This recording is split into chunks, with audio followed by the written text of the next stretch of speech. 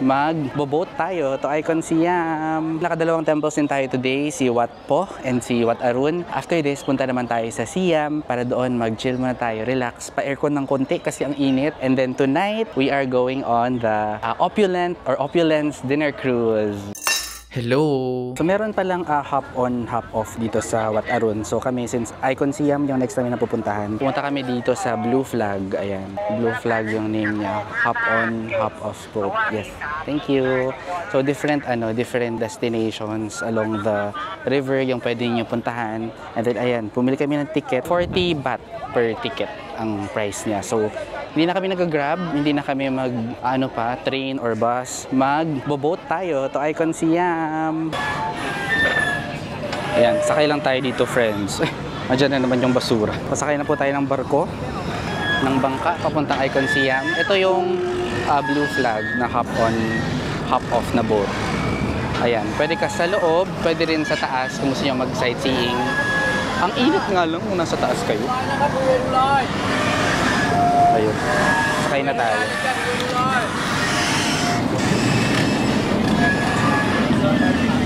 Yan, aircon. Dito tayo sa aircon.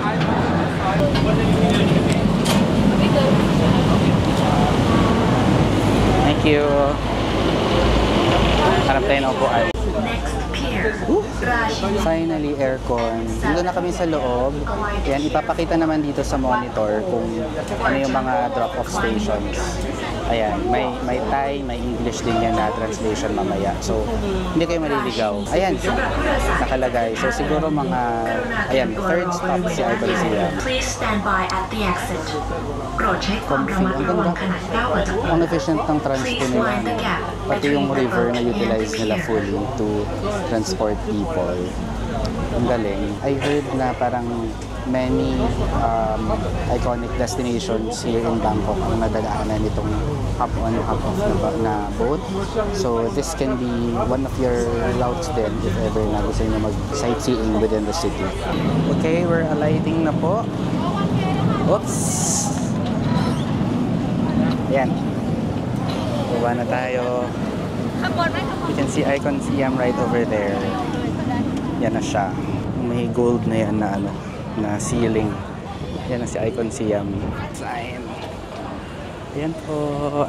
Ay, dito muna tayo magtatambay until it's time for our dinner sa river cruise. Finally, some air-conditioned naman na place. Kasi sunog na yung balat ko, friends. O, pahinga muna tayo sa loob. Kape-kape muna tayo. Rest muna, buong araw na tayong naglalakad. Ayan. Daming tao. Parang ang ganda dito, fam. Chill lang, fam. Ba't ang daming tao? Baka may something. Parang may performance. Diyan, dyan. May maraming nag-gather dun sa area na yan. Parang may public performance siguro. Now, we are going to enter the mall. This is a mall, no? Ayan, mall. Pasok na po tayo.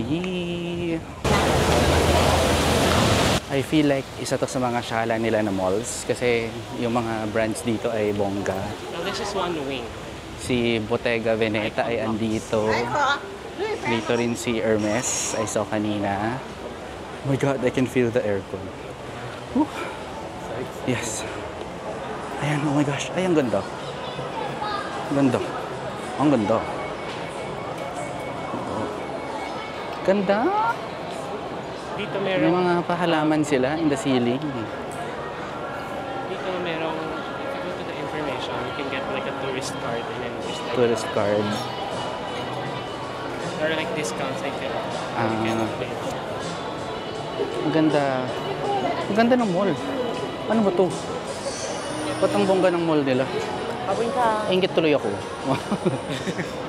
Tingnan mo naman kasi ang ceiling, ang bongga ng patterns.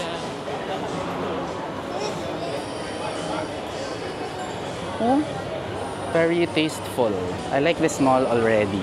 Pati ang food court nila, bongga. Ayan. Ganda. Ganda ng food court. Para niyang ini-emulate yung street food life, no? Oo. Kunwari, nasa street food ka, pero air-condition kasi nasa loob ka ng mall. Ganyan. May mga delicacies like dried mangoes, other Thai products. May mga ano nga eh, mga jewelry, parang shala changke. Ganun. Daming mga fruits doon, no? Tsaka buko juice. Ay, ayan, buko juice na naman. Magbubuko juice ka na naman? Go, bili ka. Inom na nun siya ng buko. Forever love the buko juice. This area, merong banda doon na naririnig namin. Yay! Iced buko juice. Yay! How much? 70. 70. Not bad. Ang ganda dito, friends. May mga tanggulo. Para talagang street food. Ay, ito yung sinasabi mo, Erman. This is what you want, no? Are you gonna buy? Wala po. One shot. Food trip na siya. Ito ay pandan cake. Coconut pandan cake. Ang galing. Nasa loob tayo ng mall, pero ano mo, parang food trip. Street food na to. Maraming mga stalls. Check natin if there's a table here para makapagkain tayo ng maayos. May pabanda, friends. So, excited na excited si Armand. Mall goer kasi talaga to siya. Okay, papunta na kami. Oh, merong indoor waterfall. Oh, there it is. Aray, ganda. Yan. Polish Michelin star. Ayan, may Basta Michelin waterfall rated sa loob. Yay! Gusto yung mall nila may waterfall. Dito may mga magandang restaurants. May Ipudo over there. Tapos yung Ginger Farm Kitchen na nasa dulo dyan, sabi ni Armand may Michelin rating daw sila. But ang hinahanap talaga namin dito sa Icon Siam ay yung Starbucks. Outdoor na Starbucks. Yun, parang nasa pinakataas yata siya na floor. So, one more floor up para sa Starbucks. Ito na siya, ang Starbucks Reserve. Lagi ko kasi nakikita sa TikTok tong Starbucks Reserve dito sa Icon Siam kasi maganda daw ang view. Ayan, ang laki. Laki ng Starbucks na to. Yan siya, oh. Ayan. At labas muna tayo saglit just so we get to see what's outside. Ayan, uy, may spiral, staircase. Sa taas yung may bleachers. Itong sa area na yan, Starbucks din yan. Starbucks din. Nicer ba sa taas? The outside, but it's a bit cool. Let's check out outside. Ooh, it's the hangin for me.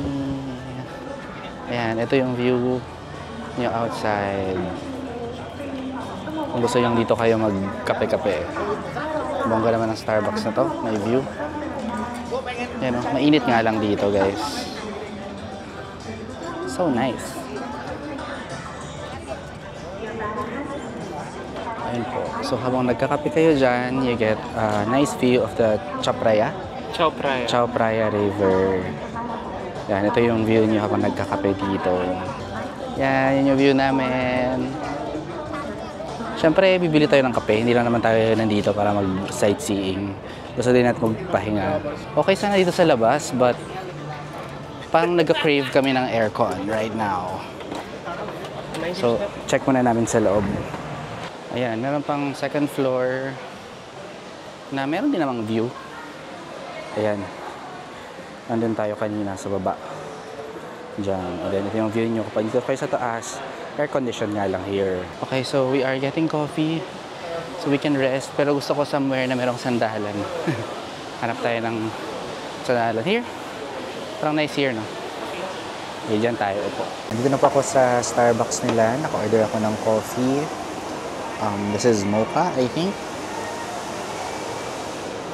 Medyo nahimasmasan na ako, guys. Kasi nakapaghilamos ako. Tapos nakapag-upo ng komportable. Nakainom na ako ng malamig na drink. And air-conditioned here sa Icon Siam. So, okay na ako. Naka-recharge na ako ulit. Si Armand nag-ikot-ikot muna kasi gusto niya magtingin-tingin ng mga stuff to buy. Parang konting shopping while we're resting muna dito. Kasi hindi pa namin yung schedule namin for the dinner cruise. 6 o'clock pa lang yata yung start nun. So, we have some time to kill. Pahinga muna tayo kasi buong araw din tayong paikot-ikot, lakad-lakad sa sobrang init. Ang ganda ng Icon Siam Mall. Siyempre may mall culture naman tayo sa Pilipinas. So, hindi naman bago sa atin ang mga malls. Pero dito parang ibang level, parang elevated talaga. So many things going on, but para siyang organized, beautiful chaos. Ganon. Kasi ang dami nangyayari, daming tao, daming decorations and designs, but di siya nakaka-overwhelm. Parang ganon. Parang nakakaengganyo pa rin siya i-explore. So I like it. I like it here sa Icon Siam. I'm glad na nakadaan kami dito and nakatambay kami dito before our cruise tonight. So stay muna ako dito ng mga few hours, siguro mga 1 to 2 hours until pwede na kami sumakay doon sa cruise.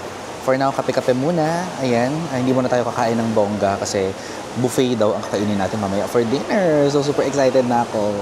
Ayan. Hapon na and we have a really nice sunset dito in our background. Ganda oh. Hindi naman yan yung mismong sun. Reflection lang siya ng sun. Pero ganda.